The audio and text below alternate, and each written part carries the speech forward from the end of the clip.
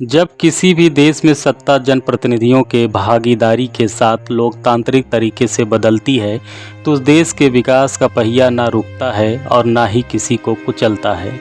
सत्ता में स्थापित हुई नवीन सत्ताधारी शपथ के साथ देश की गरिमा और अखंडता का दायित्व ग्रहण करते हैं, लेकिन जब लोकतंत्र के विपरीत जब कोई सत्ता हटती है तो उस देश को एक भयानक त्रासदी से गुजरना पड़ता है। शांति और कलह में सामंजस्य बैठा पाने में वर्षों गुजर जाते हैं, व्यवस्थाएं चौपट हो जाती हैं। प्रधानमंत्री शेख हसीना के सत्ता से बेदखल होने के बाद अब तक 49 शिक्षकों से जबरन इस्तीफा लिया गया है। द डेली स्टार की खबर के अनुसार बांग्लादेश छात्र ऐक्य परिषद ने प्रेस कॉन्फ्रेंस कर यह जानकारी दी है। संगठन के समन्वयक साजिब सरकार ने कहा कि हसीना के नेतृत्व वाली सरकार के गिरने के बाद से धार्मिक और जातीय अल्पसंख्यक हिंसा का शिकार हो रहे हैं।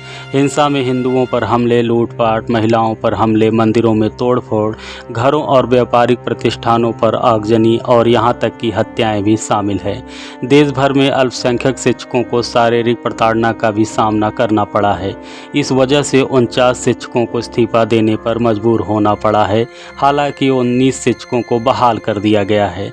बांग्लादेश की अंतरिम सरकार के प्रमुख मोहम्मद यूनुस सभी राजनीतिक दलों से परामर्श करने के बाद सत्ता हस्तांतरण सहित सुधारों को लेकर एक व्यापक रूपरेखा जल्द ही पेश करेंगे।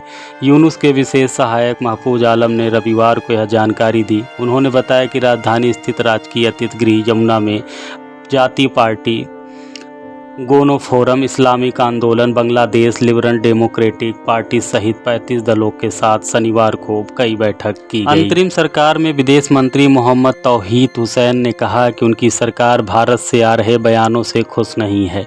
शेख हसीना की तरफ से जो बयान जारी किए गए वे सही नहीं थे। एक इंटरव्यू में हुसैन ने कहा कि सरकार भारत से शेख हसीना को प्रत्यार्पित करने की मांग कर सकती है। हसीना के खिलाफ बहुत सारे मुकदमे दर्ज हैं। ऐसे में अगर गृह मंत्रालय उन्हें लाने का फैसला करता है तो इसकी मांग की जाएगी। इस बीच भय की वजह से बांग्लादेशी अवैध तरीकों से भारत का रुख कर रहे हैं। इस पर अंकुश लगाने के लिए यूनुस सरकार ने भारत से लगती सीमा पर चौकसी बढ़ा दी है।